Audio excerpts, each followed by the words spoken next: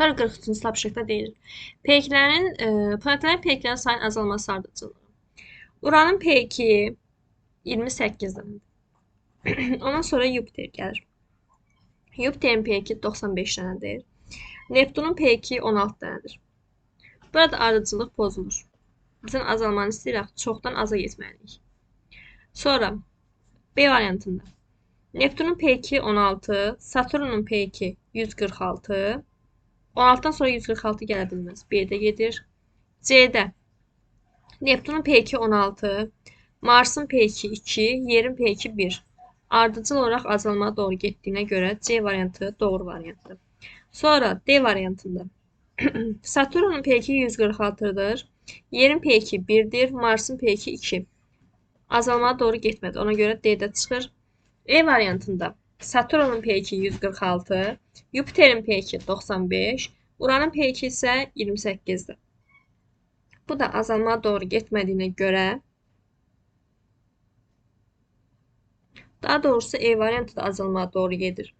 Saturn da 146'dır, Yupiter də 95'dir, Uranda da 28'dir. Bu da azalmaya doğru getdiyinə görə E variantında doğru sayıla bilər.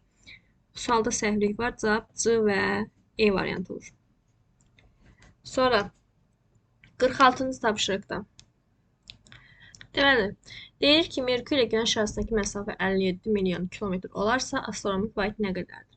Digər tapşırıqda da izah etmişdim ki, bir astronomik vahid 150 milyondur. Burada deyir 57 milyondur. X-ə də nə qoyuruq? 57 milyon.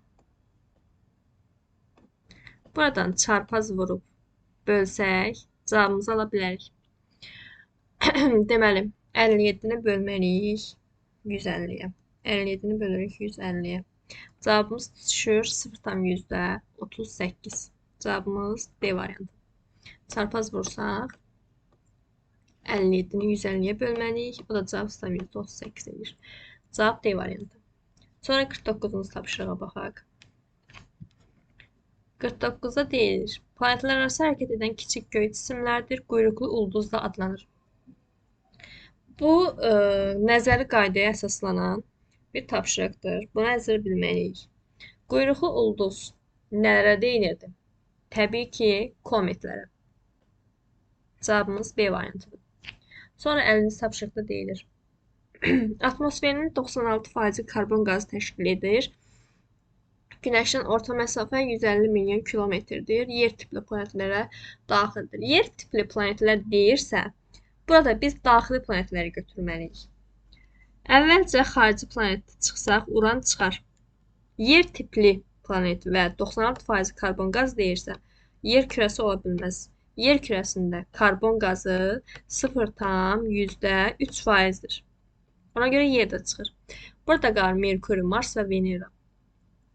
Yer tipli planet, həmçinin 96% karbon qazı olan planet C variantıdır. Yəni Veneradır. Ona görə cavabımız C olur.